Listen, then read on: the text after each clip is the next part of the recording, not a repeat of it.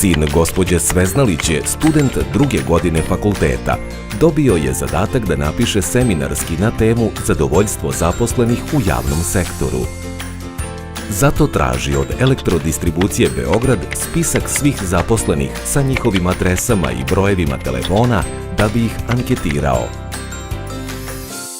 Elektrodistribucija mu dostavlja spisak zaposlenih, ali odbija da mu dostavi njihove privatne brojeve telefona i adrese usled ograničenja u skladu sa Zakonom o slobodnom pristupu informacijama od javnog značaja.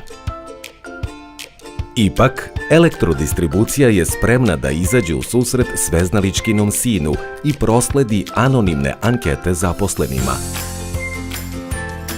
Sa anketama koje su zaposleni popunili, Sveznaličkin sin je dobio sve potrebne informacije za završetak seminarskog rada.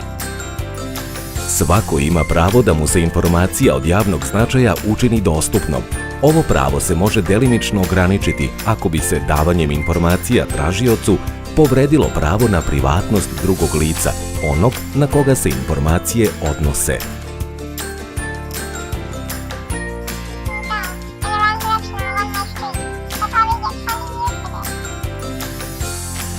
Imaš pravo da znaš.